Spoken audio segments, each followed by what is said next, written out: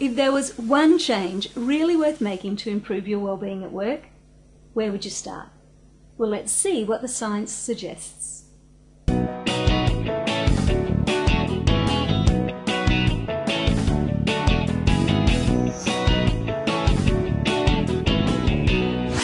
Hi there, Michelle here from McQuaid TV. We're helping you find ways to move from functioning to flourishing by putting the latest science to the real-world test.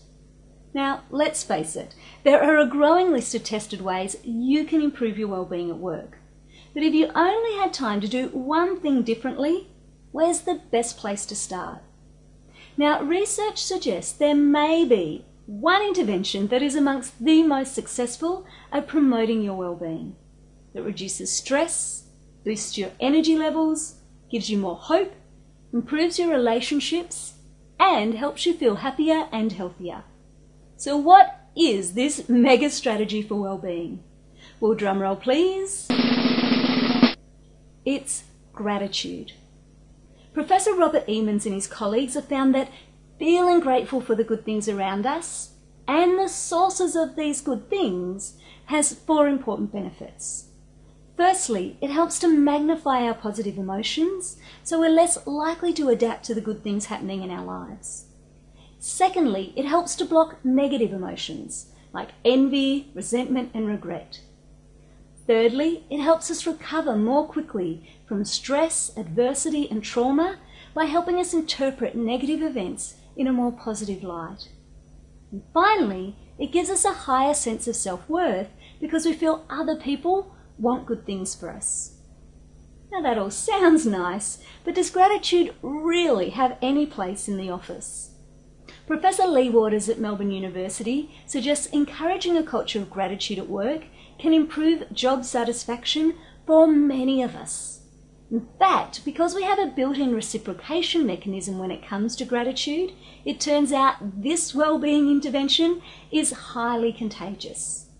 So I decided to put this to the test when I was the leader of a small business team, relying on a large network of volunteers across our organisation to deliver a difficult project, in a culture that was quick to point out our mistakes, but slow to appreciate our strengths.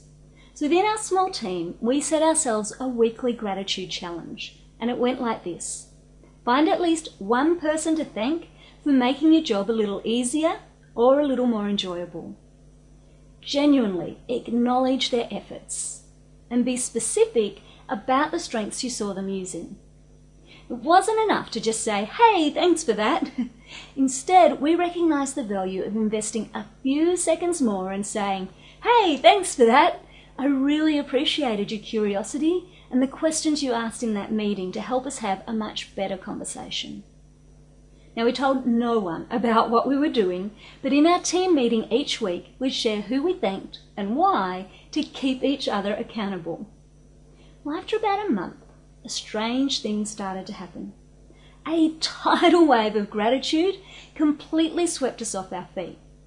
Suddenly, people were stopping us in the halls, phone calls were being made, and emails were being sent, all to say thank you for the work that we were doing on this project.